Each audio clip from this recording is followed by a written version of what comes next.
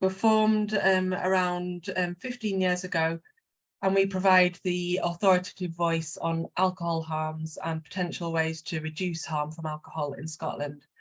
SARN is the Scottish Alcohol Research Network. It's a network of researchers and academics interested in alcohol public health policy in Scotland. The network aims to share knowledge and skills, facilitate discussion and build connections.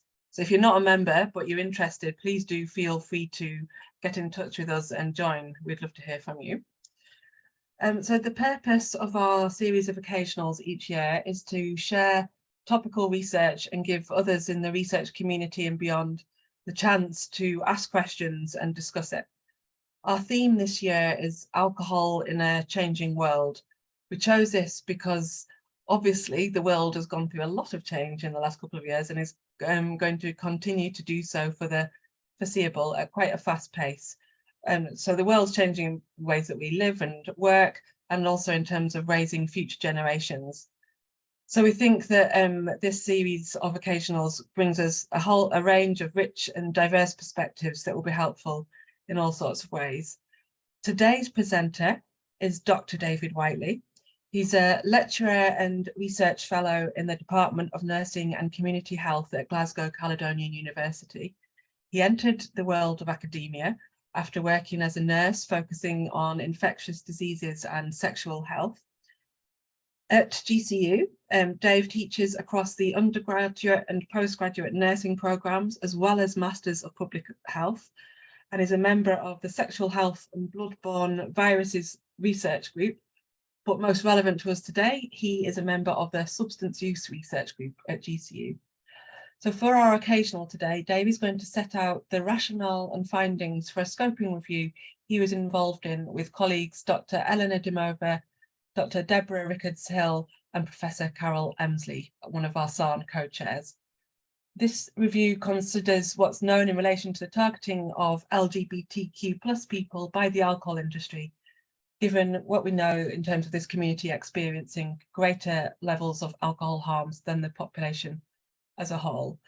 Particularly relevant today, given the Scottish Government's possible or hopefully definite plans to restrict alcohol marketing in Scotland and the wider interest this has generated in recent months. So I'm sure this will stimulate lots of questions and debate. And like I say, please do remember to put questions into the chat function. And then we'll come to these after Dave has finished his presentation. But right now, Dave, please can I hand over to you? Thank you very much. First challenge is to share my screen. So hopefully this was working. Is that there? That's working, yes. Perfect. Okay. Thank you. So as Eleanor said, I am presenting today, but this was a team effort.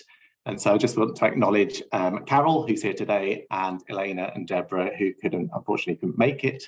But also we had a great advisory group on the study who gave up their time and their experience voluntarily and did a good job of keeping us all focused. We have no conflicts of interest to report, and this work was funded by a small grant from the Institute of Alcohol Studies. So a big thank you to them as well before we start.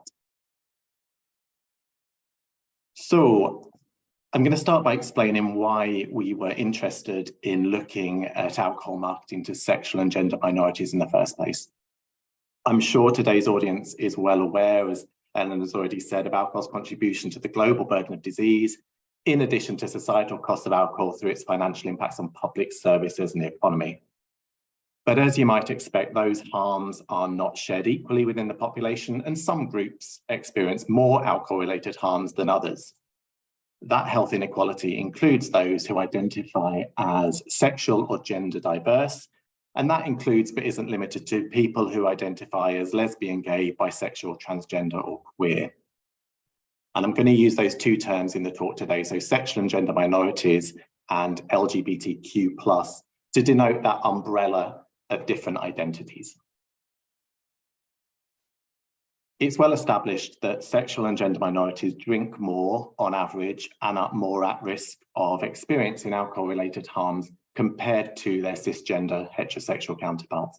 So, for example, we've got some previous research that's demonstrated an increased risk of alcohol dependence and a greater likelihood of drinking over the national guidelines for lesbian, gay, or bisexual people, alongside more frequent alcohol use with increased reports of increased daily drinking amongst people who identify within the LGBTQ+ umbrella. If you want to know more and do some bedtime reading, there are a couple of good reports around this. The one in the middle there, was published a couple of years ago, 2001, and that sets the scene well around LGBTQ+ people and alcohol use in a bit more depth. And the report on the left there was published just last year, and that focuses on sexual and gender minority people's experiences of alcohol services within Scotland specifically. The picture is a little bit more complicated than it first appears, though. So by grouping all sexual and gender minorities together, it masks some of the important differences between these very unique and individual identities. So, for example, there is emerging evidence of greater differences in alcohol use among sexual minority women compared to heterosexual women than in sexual minority men compared to heterosexual men. In addition, younger sexual minority women under 40 appear more at risk of heavy drinking compared to older sexual minority women, but drinking doesn't decline as sharply with age as it does for heterosexual women. We can also start to see particular impacts for bisexual people when we start disaggregating these identities. So, for example, this was from America, and they reported that people who identified as bisexual were more likely to have severe alcohol use disorders than those who reported exclusive same-sex behaviour. There's a review that looked at literature from 1995 to 2020, focused on bisexuality and alcohol use, and that concluded the overall prevalence of alcohol use was higher amongst bisexual people than either their heterosexual or their gay counterparts. And the differences were much greater for bisexual women than for bisexual men.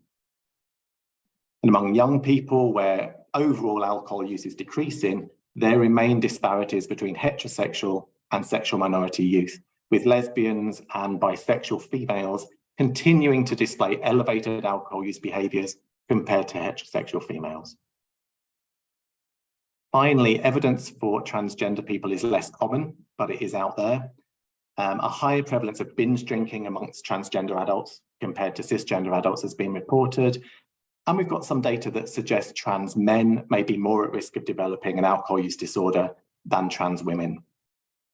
There's also limited evidence that people who identify as non-binary or who are gender non-conforming have higher levels of binge drinking than either of those two transgender subgroups. So that's a bit of a race through a lot of information, but all of that, I hope, illustrates how complex this picture is. But it also emphasizes that sexual and gender minorities are more likely to use alcohol. They are more likely to use it to excess, and as a result, are more likely to experience alcohol-related harms. Why might be a good question after all that. There's been a body of work that explores this. So minority stress theory has been widely employed to explain how alcohol is used to deal with stresses related to stigma, discrimination, victimization. I suppose in short, alcohol is used to cope by these communities. But it's not the whole story. So there's been other research that's demonstrated how the normalization of alcohol within social settings for LGBTQ people, and explains how perceptions of community drinking norms subsequently drive consumption. So if you think your peers are drinking a lot, then you're more likely to increase your drinking as a result of that. Alongside that, there's been some research into the importance of alcohol in relation to identity construction for these groups. What we know much less about are those upstream factors that contribute to increased alcohol consumption and alcohol-related harms in this group. So those so-called commercial determinants of health. And this is where our focus on alcohol marketing comes from. So we know that marketing serves as a way to normalise and to encourage alcohol use. And the relationship between exposure to marketing and alcohol use behaviours has been demonstrated repeatedly. So higher exposure to marketing is positively associated with alcohol use initiation, increased consumption, and increased binge or hazardous drinking. A lot, in fact, nearly all of this work at the moment, though, has focused exclusively on young people. But there is emerging evidence that there are similar impacts on other vulnerable populations, such as people with or people at risk of an alcohol use disorder. So, of course, we're all exposed to alcohol marketing every day. But the practice of targeting particular groups of consumers through various marketing techniques may increase that effect and may increase, therefore, the negative outcomes associated with it, which is where we come in. So we wanted to perform a scoping review to find out what had been published on this topic, what do we already know, and explore how alcohol companies target sexual and gender diverse communities. So what did we do? We started by defining our key concepts. So our population of interest, as I said at the start, includes people who identify within the sexual and gender minority umbrella, which includes lesbian, gay, bisexual, transgender, queer people, but also other identities, asexual, bisexual, etc. The list doesn't go on, so it's kind of easier to focus on exclusion criteria rather than inclusion. So we didn't include publications focused solely on cisgender or heterosexual participants, or publications that didn't state the gender or sexual identities of participants, and articles that didn't include separate discussion of data from sexual and gender minorities were also excluded. The key concept for our review was alcohol marketing, and we understand that as a range of strategies falling within that 4 Ps marketing mix. So we're thinking of things including traditional social and digital media, advertising, promotion on the commercial gay scene, brand associations, product placements, event sponsorship. We excluded publications where marketing of alcohol and other substances, so most frequently tobacco, were conflated, so there was no separate discussion of alcohol-specific data or no alcohol-specific focus within the literature. And finally, what type of publications did we include? Scoping reviews aim to map the body of existing evidence, and we wanted to reflect that broad reach in terms of the sources that we included. So for our scoping review, we have included qualitative and quantitative primary research. We've included case reports, peer-reviewed editorials and scholarly writing, book chapters, preprints, reports, theses, all of those sorts of things if they met our inclusion criteria. And here's what we found. So we searched a range of academic databases, as you can see on the top left there, and a number of different websites, you see in the middle of the screen. And we checked the reference lists of all the articles we included, and we used Google Scholar to check citations as well. We included literature that was published in English since 1980. Our early inclusion date is really reflecting the fact that this is not a new phenomenon. Alcohol marketing to sexual and gender minorities has been going on for decades. So we wanted to reflect that within the review, and it also fits within the remit of this scoping, the scoping nature of this exercise.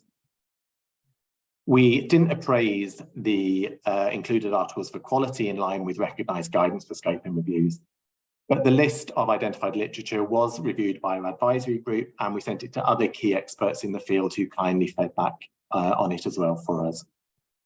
So what did we find? In total, 14 articles were included. And you can see they span a fair age range, 28 years from 1994 to 2022. Within this, we've got 7 primary research studies, 3 reports, 3 peer-reviewed scholarly essays, I suppose which are really like reviews, informal reviews, I suppose, and 1 book chapter. I don't want to give the impression, though, that the literature was particularly extensive, because it wasn't. For many of these articles, alcohol marketing to sexual and gender minorities wasn't the primary focus. So the relevant content within those articles was actually quite limited sometimes. So to answer our question, we performed a thematic analysis which identified 3 key themes, which we've called moving with the times, exploiting the scene, and performing solidarity. So I'm going to take each of those in turn, talk you through what we found, but with a few additional examples along the way, hopefully to help illustrate our points a bit more clearly. I'm going to have a drink. So we'll start with the first theme, is moving with the times. And this theme really embraced the wide date range of included literature. And it allowed us to explore how strategies to target gender and sexual minorities have evolved over the years. So in socially progressive countries, increased awareness and acceptance of sexual and gender diversity has nurtured commercial ambitions to tap into those consumers. So opportunities to harness the pink pound. By the pink pound, I mean the spending power of gender and sexually diverse people, has been buoyed by sociocultural change, reducing fears of products being stigmatized by association to those groups, lessening commercial barriers to attracting those consumers.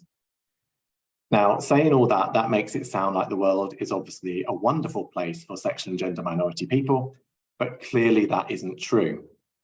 Whilst in theory, this is a global review, LGBT rights are far from homogenous, and our findings and what I'm talking about today relate predominantly to socially progressive countries. There's various ways of illustrating that. For example, this map shows worldwide legislation regarding same-sex sex, marriage and expression, either by penalty or by recognition.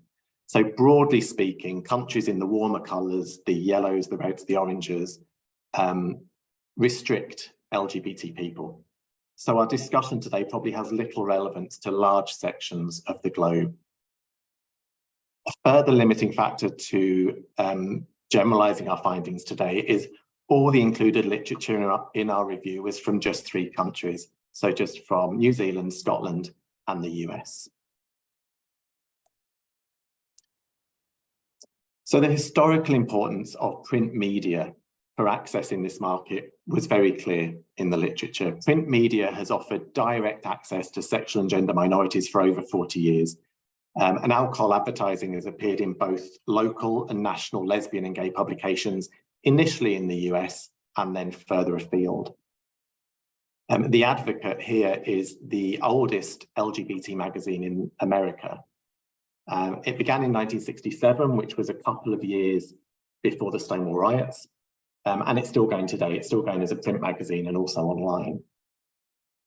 Now, the Advocate has accepted advertising revenue from the alcohol industry from early in its history.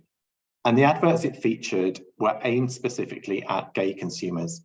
So this is an example from its back cover in 1986. And it featured this really celebratory artwork by a man called Keith Haring, who was a well-known gay subway graffiti artist who lived in New York. Of course, where one magazine goes, others followed, and also attracting the same types of marketing strategies and often identical adverts.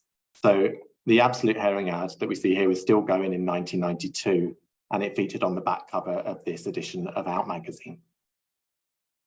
Targeting particular audiences via print media also presented the possibility of intentionally or unwittingly influencing editorial control. So limiting the focus of detrimental impacts of alcohol and substance use more broadly in these publications. Laurie Drabble noted this in 2000, saying the San Diego Community Assessment found high rates of alcohol ads in local lesbian and gay publications, but little coverage of alcohol and drug problems. The focused nature of print media has made it a preferred option for advertising alcohol to LGBTQ plus people, eclipsing the use of television until relatively recently, as that was presumed to attract a broadly cisgendered heterosexual audience. And I'm saying that based on data from the review, but there was no specific examples really to demonstrate that hesitancy of the alcohol industry to embrace television advertising to that group. But there are some useful examples out with the literature which help us illustrate that point. So for example, Beck's Beer were the original sponsor of the UK version of Queer as Folk back in 1999. And they were sponsored as sort of a package, a broader sponsorship package with Channel 4 of programmes aimed at a much younger demographic. But they pulled out of this midway through the first series of Queer as Folk, citing a need to review their budgets and adjust the phasing of their advertising spend. Now, this announcement coincided with the series showing a scene of a man who was under the age of sexual consent having sex with another man. And as a result of that, the campaign group Outrage called for a boycott of the brand by the LGBT community. This obviously put Beck's on the back foot, and they then offered to sponsor the second series of Queer as Folk, which was politely refused. Sponsorship and collaboration with other programs have subsequently been more successful though. So as an example, RuPaul's Drag Race began in the US in 2009. And Absolute Vodka were the sponsor for a lot of years. And within the show, they had challenges for the drag queens, such as representing a flavor of Absolute Vodka in drag. They had the contestants actually making adverts for Absolute Vodka as part of the show. But within the literature, there's really limited discussion of how the use of television marketing has evolved in recent times. And I think more exploration is needed in an age of on-demand viewing. We watch television these days in a very different way to how we have in the past. And so I think further investigation to gain real insight into how it's been incorporated into contemporary marketing strategies targeting LGBTQ plus people is needed. The time span of this literature included insights into how more traditional marketing techniques, so print and television, have been augmented by new opportunities that have been created by this digital age. Saying all that, there was only brief discussion in the literature that we've reviewed of overt targeting via social media. And that discussion was really limited to brands using posts to celebrate Pride or aligned to various LGBTQ plus campaigns. But the limited research on that, I think, belies the importance. Here's an ad and an example from 2017 from Twitter. So Smirnoff started the hashtag #ChooseLove social media campaign, where they worked with a group of illustrators who aimed to raise awareness of negative attitudes faced by gender and sexual minorities online.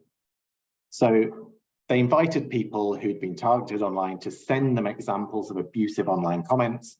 And as you can see here as an example, the illustrators would then respond to that with either a humorous or a positive image. So ostensibly, Smirnoff were spreading love, they were combating homophobic trolling, but this campaign was launched in June, which obviously coincided with Pride Month and the launch of a range of bottle designs to celebrate that. So because of that, the Choose Love hashtag more frequently celebrated the vodka brand itself, and the response to homophobic trolling seemed to take a bit of a back seat. Indeed, when you look back through Twitter, it's difficult to find any of the anti-troll posts at all, but you find a lot of the images of the vodka bottles. And this campaign also demonstrated one of the more subtle promotional techniques employed on social media, which is user-generated content. And we know from research focused on gendered marketing about alcohol that this content places alcohol at the heart of everyday life. It normalizes this culture of social drinking. And people use these social media platforms to enact versions of their lives, which are often doused in alcohol. Research exploring these marketing strategies to gender and sexual minorities is lacking, though, and I think is of particular importance as much of this content falls outside of any regulatory codes. All that said, the success of these digital strategies was unclear in the literature because desensitization to online advertising was also reported. This is a quote from a study in New Zealand highlighting it well, saying they felt like they hadn't, this participant in an interview felt like they hadn't seen any of this at all. They spend a lot of time online, but they felt oversaturated with ads and actually thought they'd learned or adapted to filter things like this out. Overall, while the included literature emphasised the historical role of print media and it demonstrated this evolution to social media and digital media, there's limited insight into the diversity of those digital strategies which target gender and sexual minorities in the present day. The next theme we've called exploiting the scene. So the commercial gay scene was a dominant focus in the literature, particularly venues for gay men. And the scene was portrayed as a safe space. It offered a focal point and a social hub for gay and broader sexual and gender minorities to come together. And the significance of it made it an attractive and an important focus for venue-based marketing. So drinks promotions were common, with specific brands or types of drinks, often shots and spirits, incentivized. And while some of these venue-based promotions seemed quite passive, so for example, happy hours and package deals, as you can see here, there were also more dynamic marketing strategies reported. So, for example, bar-based competitions and events with alcohol-related prizes encouraged active participation, a good example being drag bingo, which you see more of at the moment, and also moving alcohol closer to the consumer, often via visibly sexualized staff, was also reported. That's summed up quite nicely in this quote by Carol and colleagues from 2015. Examples of enticement to drink more in environments that are already alcohol saturated were common in the literature, alongside calls for more responsible hospitality, which were documented over the years. But the scene presented something of a captive market, because opportunities for socializing without alcohol were repeatedly positioned as relatively rare. The paucity of alcohol-free community spaces for sexual and gender minorities created an environment of restricted choice. So this quote from a lesbian woman in Jennifer Fellman colleague's study in America, I think, demonstrates that really well, demonstrates that centrality of alcohol spaces to socializing, to community socialization. In addition to capitalizing on the centrality of the commercial gay scene, the alcohol industry also exploited the visual elements, the imagery, the iconography, and the celebrity of sexual and gender diverse communities. And the literature suggested historical adverts aimed primarily at gay men drew on images of stereotypically attractive men, naked male torsos, and known gay sportsmen and musicians to sell their products. So as an example, this guy on the left is Bruce Hayes. He is an Olympic swimmer, an American Olympic swimmer, and he is gay. And he's seen here promoting Coors beer in 2001. And here's RuPaul again, she's making another appearance. And this time she is promoting Bailey's in 1999. I struggled to find images of other examples that were described in the literature, but you don't need to look far to illustrate the point. As an example, this is Jason Lewis, who is an actor, and he played Smith in Sex and the City, which was a show with a large gay following. This image was created as part of an episode of the show in 2004, but was then subsequently used as a real advert by Absolute, which prompted the actor to sue. The literature here focuses really heavily on advertising to gay males, using these stereotypically attractive men with little insight into the use of sexualized imagery and celebrity to appeal to lesbian, transgender, or other sexual and gender identities. The rainbow flag has also been appropriated by multiple alcohol brands within both advertisements and as part of product packaging, commodifying really what's been a really powerful symbol of the fight for equality since the 1970s. Reported testimonials in the literature suggest that these simple strategies may actually reap their intended rewards. In addition to the use of gay imagery, the adoption of colloquial language was also employed alongside sexual humor and innuendo. So in this example, which isn't from the review, but something that I saw in a pub a few months ago, the name of the beer is Polari, which is named after the slang that gay men used in the 50s and 60s to skirt the UK's anti-homosexuality laws. The findings from the review suggest that visual cues within alcohol marketing often relied on cliched understandings of who gay men were. So drawing on tropes of extravagance and campness and hypersexuality. And you can still see that. So that's well summed up by this campaign, which was created by David LaChapelle, the gay photographer, showing the Absolute bottle and pretty much vomiting unicorns and village people all over the place. And in this tweet, which makes good use of well-trodden innuendo. It's also interesting to see the choices of images they put around the Polari advert, arguably linking the beer with images related to sex, feeding into that hypersexuality narrative. But gay images and this kind of cliched use of gay stereotypes have not always been handled in a sensitive manner. This is a short advert from 2006 by 42 Below Vodka, which was widely criticized for its use of gay tropes and stereotypes, albeit used in a tongue-in-cheek manner. Calling all gay men. Put down your fluffy little dog and your fabric samples and mince your backless leather chaps onto the street. Join with other men who like kissing other men, united in fanciful dressed harmony. Because we, the manufacturers of 42 Below Vodka, want you to give us your mighty pink dollar. We don't care if you're the Indian, the biker, the cop, the cowboy, or the construction worker. Whenever you're out cruising for casual man, rumpy, pumpy, we want you to wrap your manicured fingers around our fine product. Because at 42 Below Vodka, greed comes before conservatism. In an effort to prevent sexual stereotypes, this ad was run past 2 fags and a queer. The findings of the review don't always seem to align with what we see day to day. And I think that speaks to the paucity of contemporary evidence and the historical nature of some of the stuff that we've included. So, for example, this reported reliance on extravagance and on campness and hypersexuality, it doesn't always ring true. It is there, as we've seen in the last slide, but it only seems to be part of the story. Here's a selection of adverts for more recent print ads, which I think suggest representations of here, particularly gay male lifestyle, seem to have become more nuanced and sophisticated, relying less on tired stereotypes to appeal more to, I suppose, a broader demographic. Further exploration on the contemporary nature of how the visual elements of LGBTQ+ culture are appropriated and represented, I think would help our understanding here.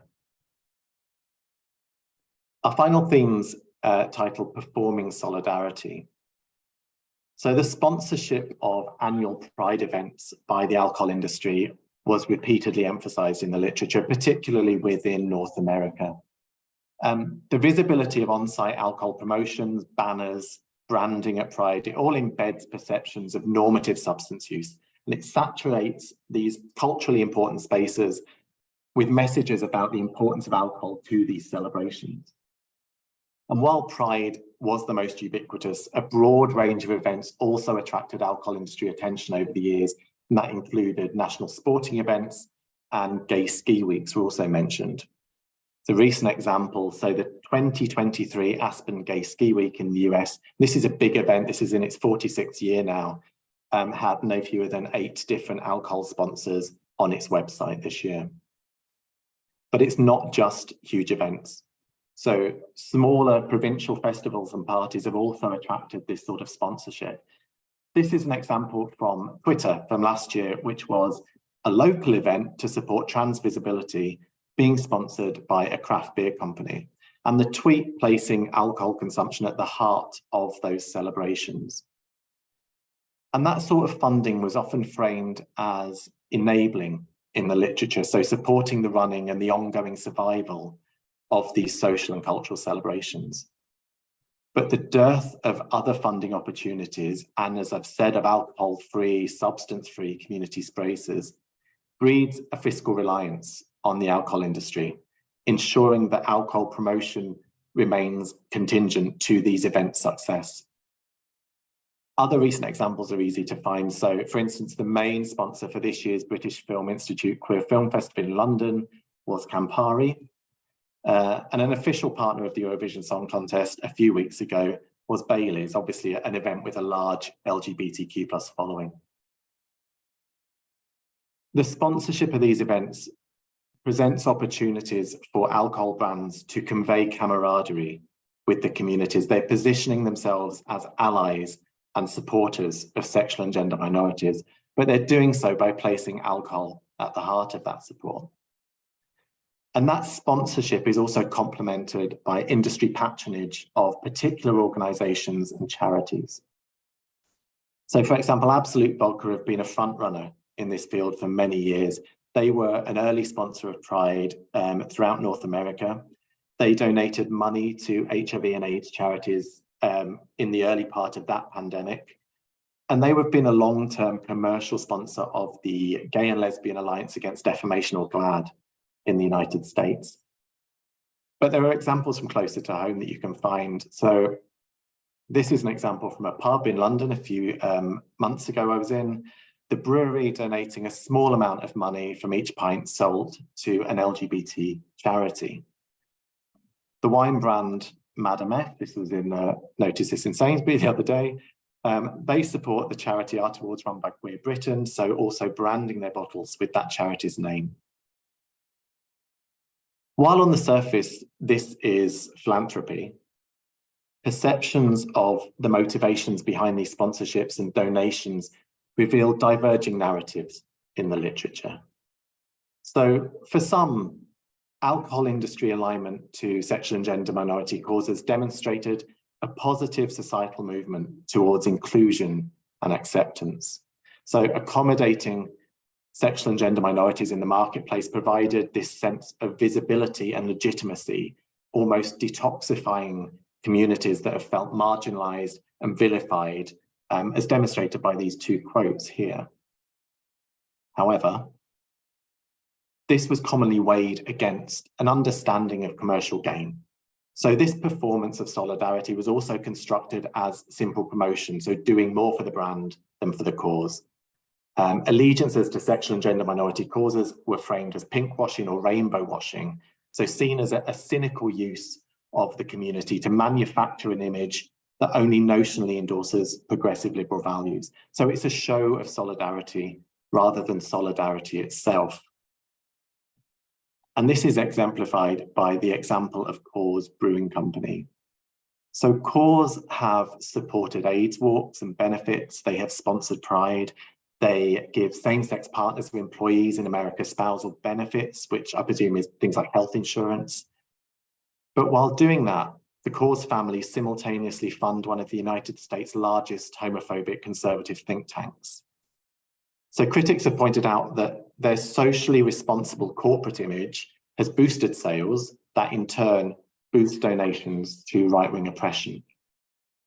And the case of whether Coors are doing a good thing or not has actually divided the community. And if you're interested in reading more, there is a really good blog about it, which gives you a much more detailed discussion around this.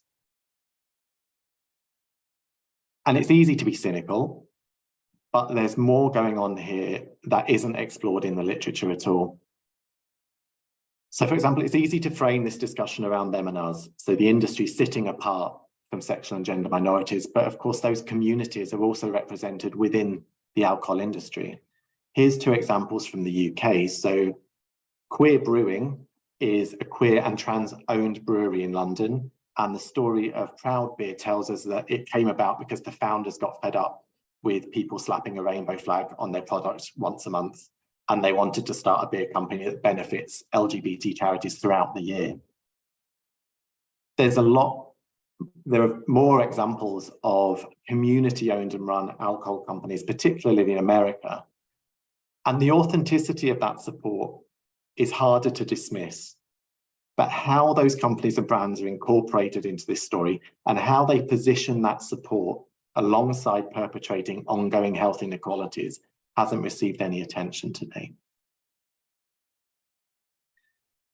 And there's other areas of marketing to this community that barely feature in the published literature, but they are clearly important avenues to explore. So I've shown one example related to transgender people as we've gone along. But these are often lost, I think, within reference to LGBTQ+ communities, which actually often seem to focus largely on gay men and/or lesbians. So there's a need to try and disaggregate these identities because the industry certainly does.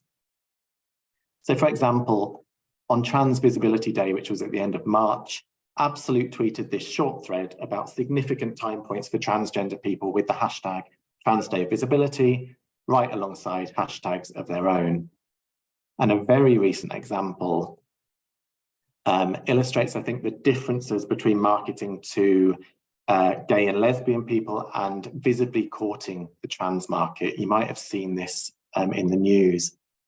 So Bud Light employed the services of transgender influencer Dylan Mulvaney to advertise its product in March.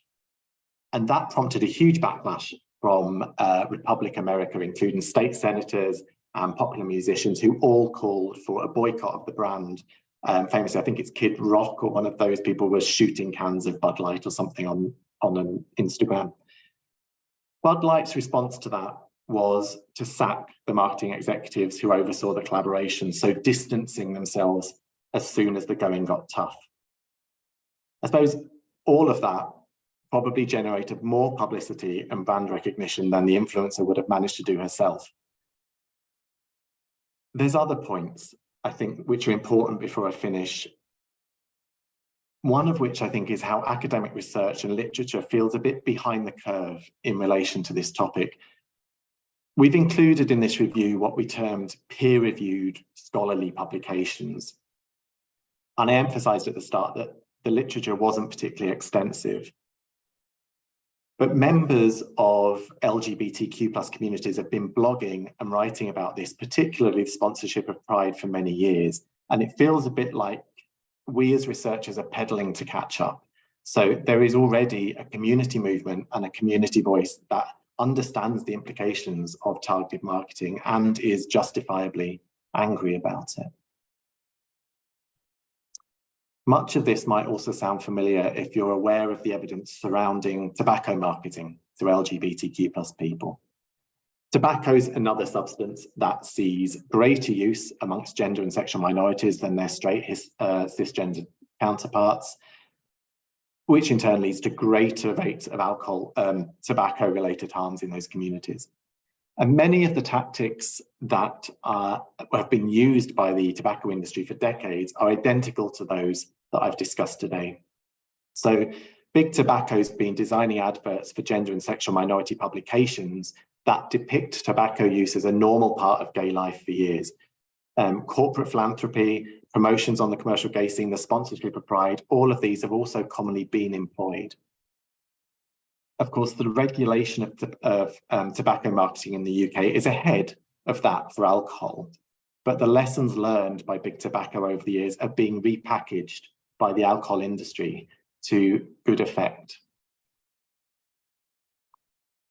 So we've explored how alcohol companies target gender and sexual diverse communities, and the next important question from that, I suppose, is why does that matter? What impact does it have? And the short answer is we don't know. We've only got anecdotal data and not very much of that. We don't know how this impacts drinking behaviours. But as I mentioned at the start, research with young people suggests it's likely to have a significant effect, and young people will, by their nature, include members of these communities. There's an intersectionality around all this that I think is missing in the literature at the moment.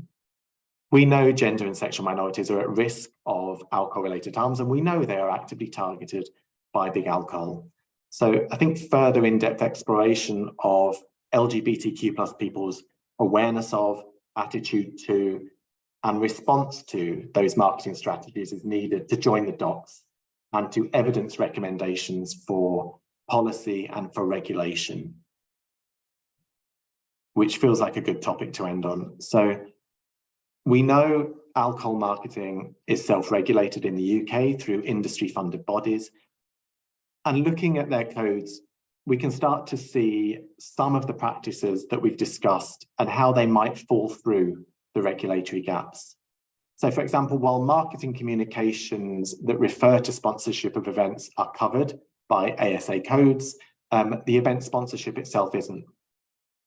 The Portman Group does have a code of practice for alcohol sponsorship, and that seeks to ensure sponsorship is done in a socially responsible manner. How that aligns with active targeting of groups that experience disproportionate harms isn't clear. And I think that really emphasizes how self-regulatory codes place the emphasis on the individual drinker. They put responsibility at the point of consumption, so for example, through drink-aware messaging, rather than on the industry itself. Targeted alcohol marketing to sexual and gender minorities perpetrates a growing health inequality, but self-regulation doesn't have public health at its heart. There's further gaps. So for example, as I mentioned earlier, user-generated content only becomes subject to codes if the content is incorporated into the industry's own marketing strategies. So if they like or share a post, for example, then it's covered. If they don't, it's not. So encouraging users to post a hashtag falls outside of that, as long as the brand isn't seen to endorse it. The use of influencers and user-generated content is under-researched in respect to gender and sexual minorities, and I think, again, more work could be useful there. It's an area we're still thinking about in terms of implications for regulation, so I'd be interested to hear any thoughts that people have around that. I think I have talked enough, so I will stop now. Thank you very much.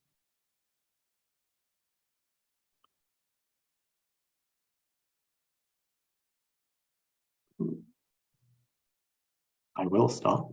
I'm stopping. Hi, oh, that was fantastic. Thank you very much, Dave. You did cover an awful lot, and I think that it's raised all sorts of issues. For instance, in my head, I'm thinking, well, if big tobacco have been here before, and now big alcohol are in on it, what's next? So if there was some way to somehow reduce the alcohol industry's sort of, I suppose, capitalizing on LGBTQ plus identity, are there other industries that'll just fit into its space? And is that a bad thing, or is it just when it's a harmful product? I don't know if I don't know if you've got any thoughts on that before I open up to questions from other people.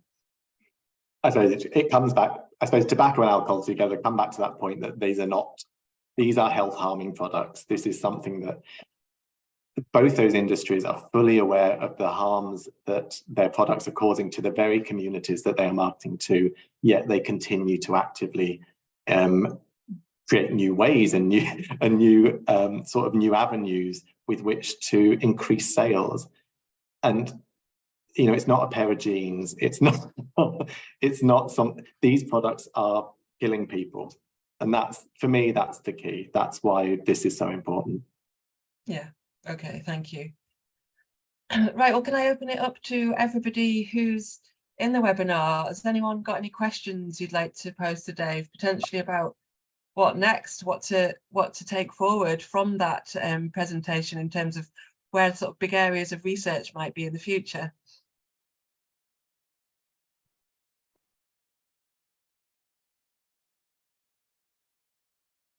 Okay, I don't think we've got any questions in the chat yet, but if you want to put your hand up, please do. Stunned everybody into silence. You have, Dave. Yes. Well done. Well, in that case, I'll just come up with all my questions until anyone else until someone steps in and tries to stop me. I suppose then thinking again about this issue of other industries, I guess there's lots of lessons. This is maybe nothing to do with your research, I can think of it, but there's lessons that could be learned from other, I guess, cynical attempts by brands to capitalize on social issues, for instance, for instance, greenwashing. I know Brewdog has done something in this sphere in the past, and I'm sure lots of other bits of the alcohol industry have as well, and lots of other industries. But I suppose there's so many lessons across all of these sectors and types of collaborations that it's potentially something that would be useful to draw together all as one. Definitely. I've only started really looking at the tobacco stuff very recently, so I'm not hugely into that at the moment. But the parallels between it does feel like we already know this. The lessons should already be learned, and they should be, like you say, broader than one industry. We've learned something with a product that is already killing people. Why we haven't been able to learn those lessons and expand things before now.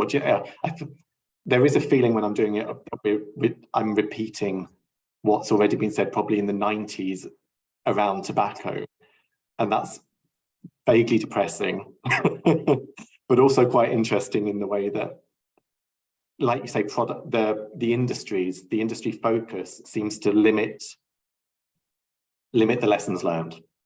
Yeah, if that makes sense. Yeah, I do. Yeah, it does.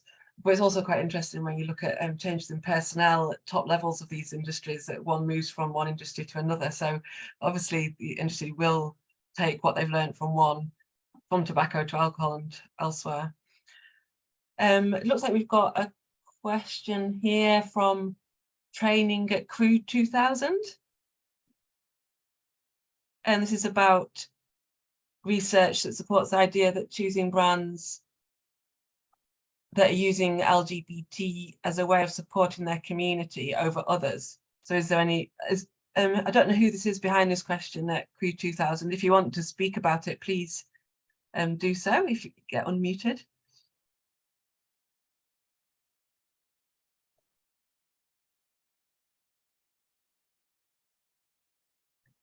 Okay, I don't think that's going to happen, but is there any research into the effectiveness? Nothing beyond, I mean, I put a little quote there about buying rainbow bottles. It's very anecdotal and it's very limited at the moment around how effective those.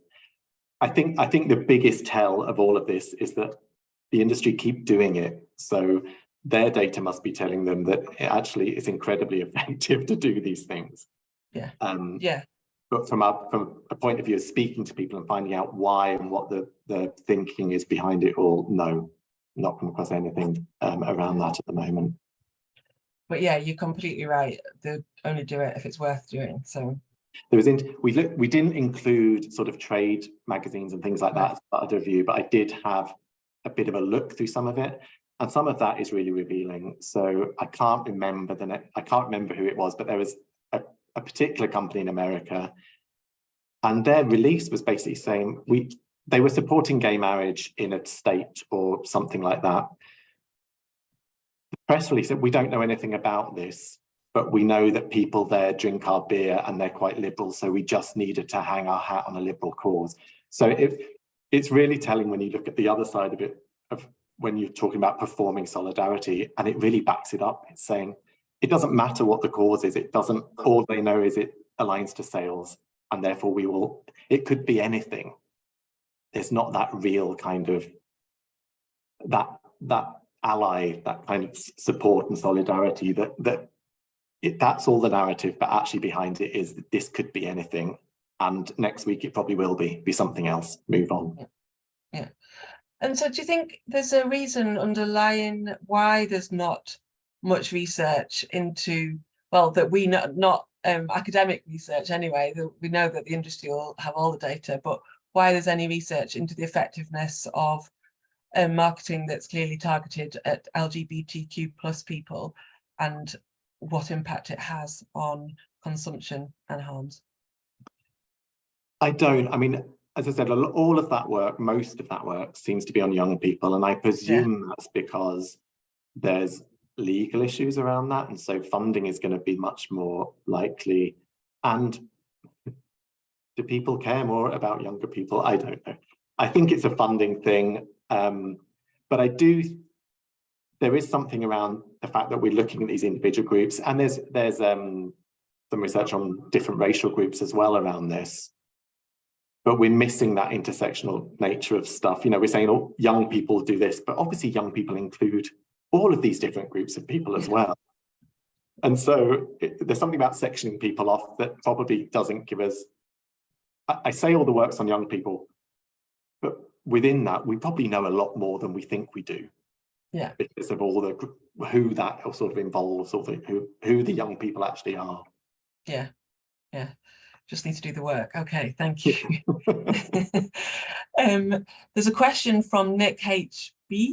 I don't know if one of my colleagues can unmute you and you could introduce yourself and speak to your question, please.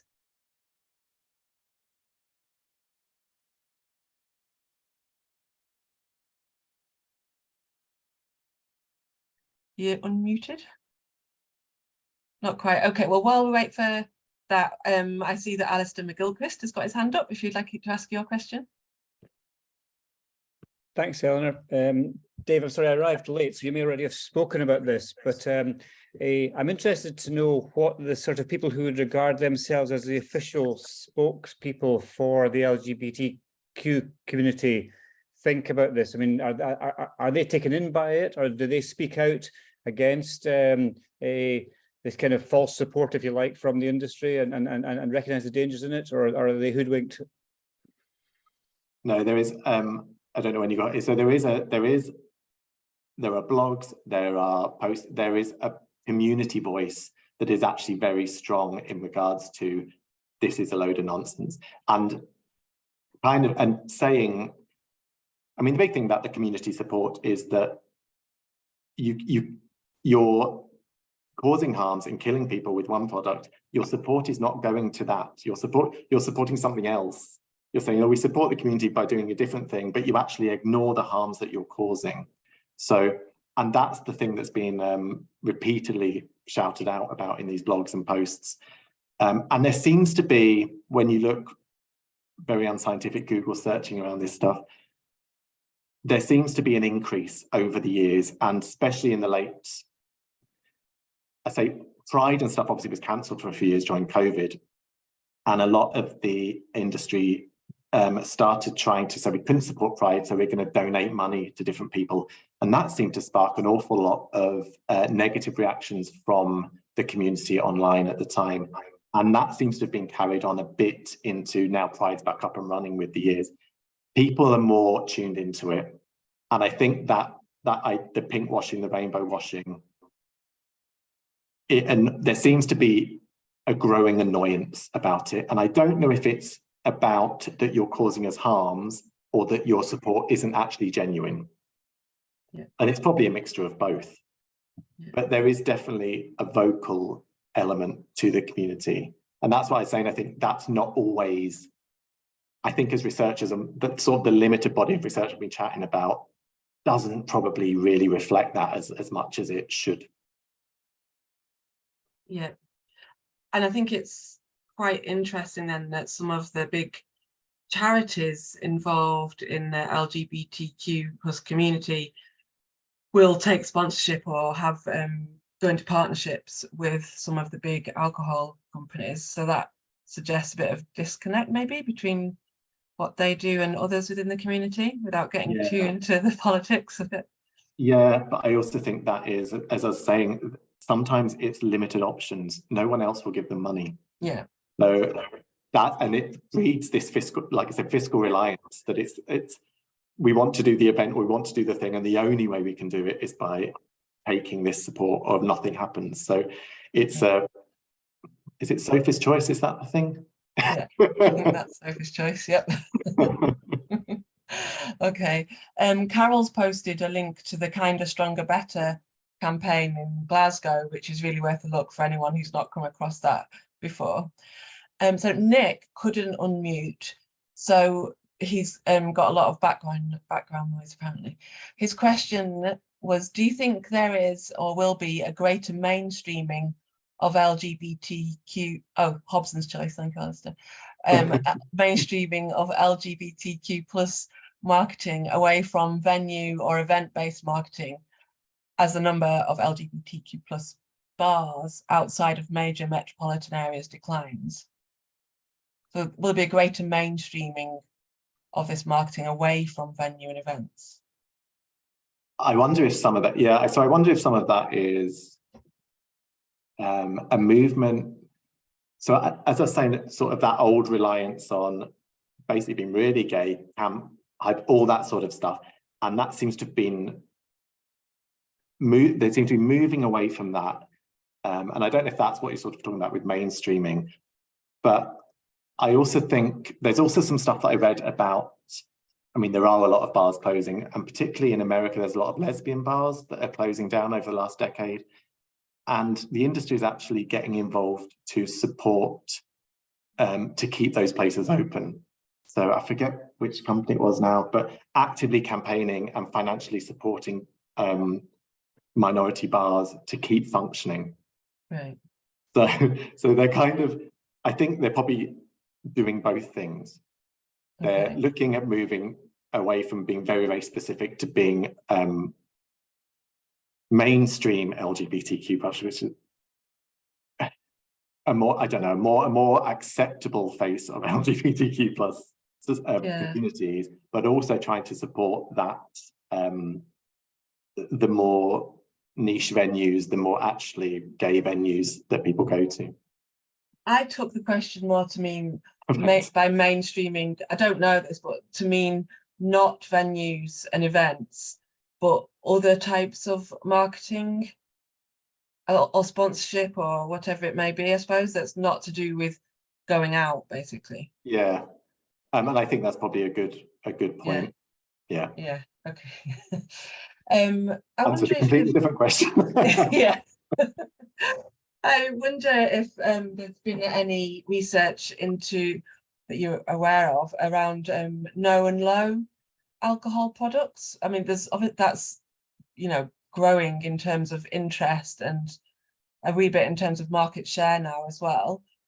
And so there's lots and lots of marketing of no low products. I don't know if there's anything that you're aware of or any research into this for the LGBTQ+ community. Joe, I don't think it was even mentioned in any Right. of the articles at all. Maybe speaking to the age of some of the literature we looked at, but Yeah. no, I don't think it was mentioned. Yeah. Okay. Eric Carlin from World Health Organization has got a question. Eric, would you like to speak to that if you can get unmuted? Yeah, okay, thank you. I actually put it in the chat, what I had to say, really, Dave. First of all, brilliant presentation. Thank you so much. It's so interesting, really brilliant.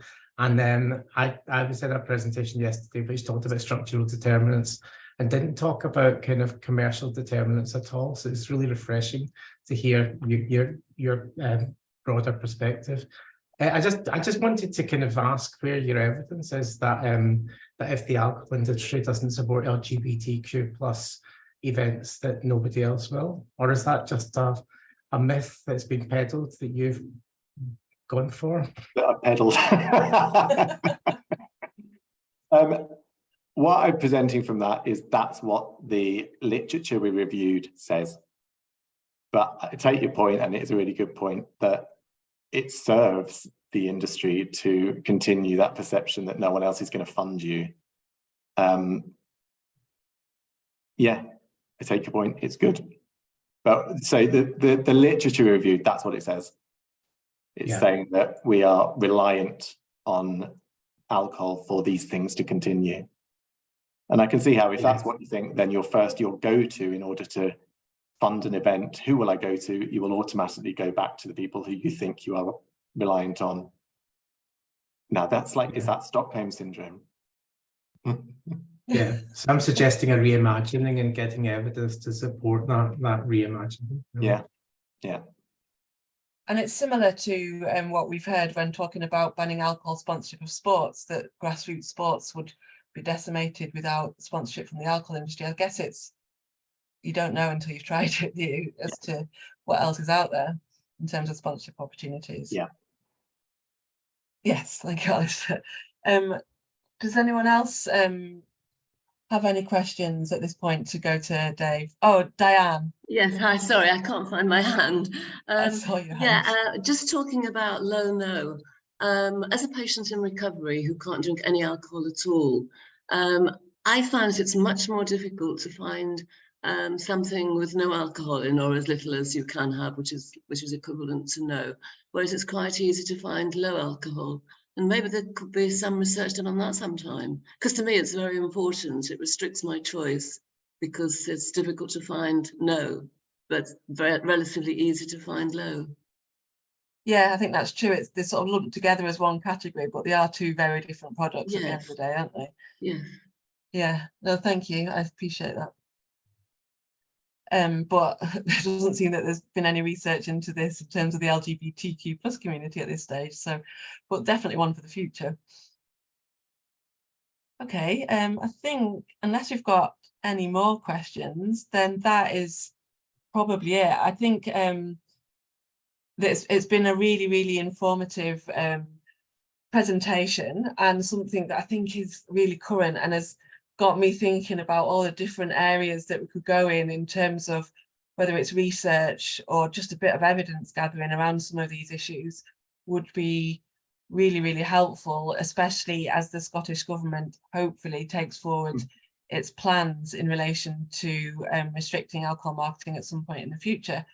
Because I think the harms experienced by people in the LGBTQ plus community need to be reflected in whatever's taken forward, because we don't all experience harms at the same level. So it's really important that that's taken into consideration.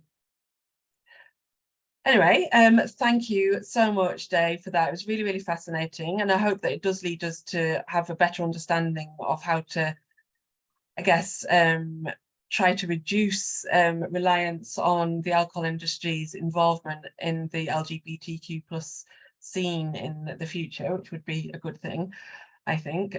So thank you very much for that. And thank you to everybody for all your questions, which I think took us in quite a lot of directions. So thank you very much. We've got another 2 occasionals left in this series. So we'll be emailing you after this event with a report and a video of it, and we'll also send you a link to the next 2 that are part of this series. And I think that's about it from me. So thank you very much for coming today, and you can have 5 minutes back in your afternoon, and I'll see you all soon, I hope. Thank you.